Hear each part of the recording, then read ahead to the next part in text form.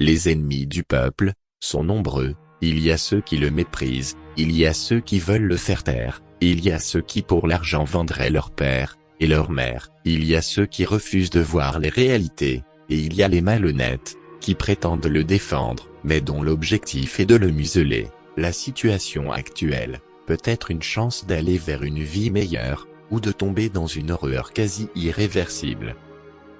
Certains parlent de rupture avec le capitalisme. Pour moi ce n'est pas suffisant, il faut plutôt le détruire. Car lui n'a pas l'intention de nous lâcher. Les travailleurs sont les moteurs du profit, les capitalistes ont besoin de nous, en tant qu'outils de production, et consommateurs des merdes, souvent non essentielles, qu'ils mettent sur le marché. La phase supérieure, à laquelle nous sommes aujourd'hui confrontés, est la disparition des États. En effet, des États souverains pris à la gorge par les banques internationales, et les multinationales, qui ne payent pas d'impôts, soumis à la pression de leurs citoyens, essaient de prendre leur distance avec ce nouvel ordre mondial, mais beaucoup, notamment en Occident, comme la France de Macron, et l'Europe, sont totalement assujettis aux volontés des groupes financiers. L'État n'a plus d'existence, les lobbies et les cabinets de conseil ont pris le pouvoir, le président de la République, les ministres, et les parlements ne sont que des courroies de transmission. La prétendue démocratie, qui permet cela, est inexistante. Elle satisfait quelques privilégiés, qui n'ont que faire du pays et des Français, qui sont prêts à ruiner la France et affamer la population, pensant pouvoir se tirer d'affaire. Ils sont prêts à sacrifier les générations futures. Ce sont des parasites. Nous trouvons là, bien sûr les oligarques, les pseudo-journalistes des médias, les médecins patentés par les groupes pharmaceutiques, les policiers prêts à taper les contestataires, et tous les petits chefs qui n'ont plus de limites. Mais le système capitaliste a encore beaucoup d'adeptes dans notre pays, les politiques d'abord, du PS au Rassemblement National, les LR, les souverainistes, et Zemmour, et dans la population, beaucoup croient que ce système est le seul qui peut leur garantir un niveau de vie convenable. Mais les faits sont en contradiction avec cela. En France la pauvreté s'amplifie, les classes moyennes se paupérisent, seuls les plus riches tirent leur marron du feu. Et ce n'est que le début, les oligarques considérant qu'ils sont les seuls humains viables, entendent faire disparaître ceux qui ne seraient pas directement utiles à leur profit. Les pays dits communistes ou socio-libéraux, les dictatures religieuses ou fascisantes, sont aussi dans le système capitaliste.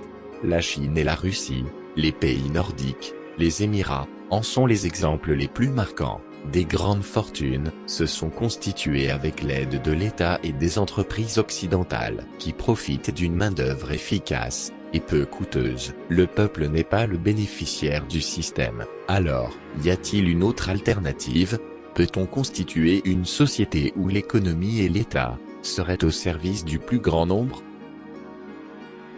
Cette société ne peut exister que libérée des contraintes venant de l'extérieur. Je parle de toutes les contraintes, exerçant des pressions sur l'équilibre économique de la nation, et sa volonté de progrès social. La mondialisation, avec la libération des marchés, et de la concurrence, oblige les États à s'endetter, à imposer des politiques d'austérité, et d'abandon de son potentiel industriel. Quels sont les pays qui peuvent enrayer ce déferlement ?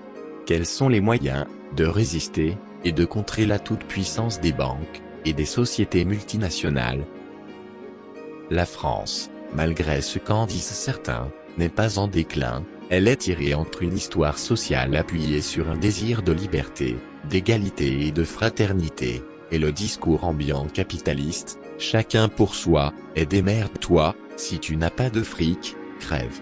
Certains ne voient pas d'autre solution que de s'en accommoder, d'autres cultivent cette absurdité, en espérant se tirer d'affaire. La France n'est pas en déclin, disais-je, oui, mais elle pourrait le devenir. Pour s'en sortir, il y a deux moyens qui en fait n'en font qu'un, faire taire les diviseurs qui créent une situation de rejet et de méfiance d'autrui, évacuer les dirigeants compromis par le système, et mettre en action les forces populaires. Ceux qui, à droite, relayés par les médias, chantent le déclin de la France, sont en fait des autodestructeurs.